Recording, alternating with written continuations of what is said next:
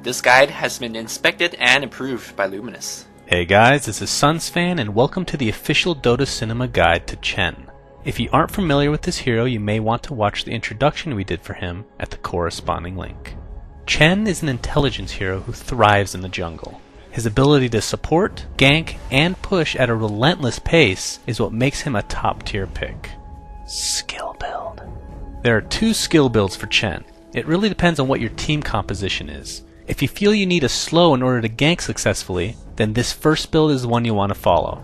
Get one level of Holy Persuasion right off the bat in order to get a creep right away, then put the next two levels into Penitence, which will help you catch up to enemies as well as deal more damage. At levels 4, 5, and 7 you'll go back to Holy Persuasion. The reason for this is you don't gain the ability to have two creeps until it's leveled 3 times. Once you've maxed out Holy Persuasion, then finish leveling Penitence. Hand of God is an amazing ultimate and should be leveled at the standard 6, 11, and 16 no matter what. That of course leaves Test of Faith for last. The second build, which is what pros typically follow, is very similar to the previous one, except you literally swap leveling Penitence in exchange for Test of Faith. The reason for this is the burst damage is usually needed more than a slow because the lanes you're ganking will typically already have sufficient CC. Item build. As a support, it's your duty to buy either the Courier or Wards right away. In addition to this, pick up a Sage's Mask as well as Clarity's. In the early stages, the Sage's Mask will be turned into a Ring of Basilius, which will give you mana regen as well as extra armor for you and your creeps.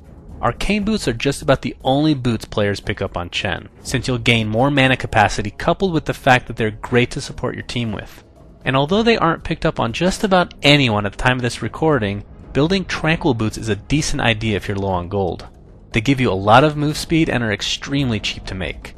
The best part about this is that theoretically later in the game you can take apart the boots, turning them to Arcane Boots, take apart the Ring of Protection and make it into a Vlad's, and then take apart the Ring of Regen and make it into a mech. As far as core items you'll generally want to pick up on Chen as the game progresses, a mech would be at the top of the list. Having this plus your ultimate will give your team a ton of survivability. And if you can afford it, try and get your hands on an Aghanim Scepter. Being able to pop your ultimate every 30 seconds is a godsend.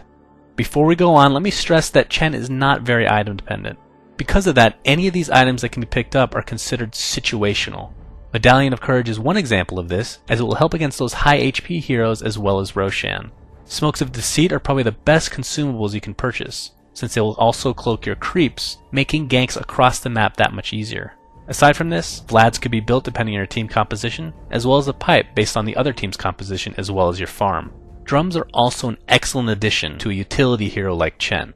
For extremely late game luxury items, we'll make it simple. Get a Shiva's or Scythe of Ice. Gameplay. Before we get into specific situations, let's go over Chen's favorite creeps. Centaur Khan is a classic as it will allow you to stun enemy heroes in a 250 AoE for 2 seconds. The damage is only 25, but in addition to the stun, he will also give off a Swiftness aura, which will give every ally a 900 AoE plus 15% attack speed. The creep itself has 1100 HP and 200 mana, which means he can cast War Stomp twice. The Ursa Warrior is another creep that Chen players love. His ability is called Thunderclap and will slow enemies' movement speed and attack speed in a 300 AoE for 20% for 3 seconds. This will also damage for 150. He has the same tank ability as Centaur Khan, but will be able to use Thunderclap 3 times. The Wildkin Warchief is considered the most overpowered in some respects. Although he has less HP than the previous two creeps mentioned, he gives off a Toughness aura that will improve everyone's armor by 3. He also has a channeled ability called Tornado, which is great for pushing and general harassment. Last but not least is the Dark Troll Warlord, which has 1100 HP but only 1 armor. He has 2 spells, one of which will raise 2 Skeleton Warriors for your bidding, which will help for pushing. His other skill is called Ensnare and will immobilize a unit within 550 range. The best thing about this skill is it interrupts channeling abilities and goes through BKB. So there's always a counter to a BKB'd Enigma. Also keep in mind that although we won't go over every creep, there are some additional ones that provide auras that could be useful in certain situations as well.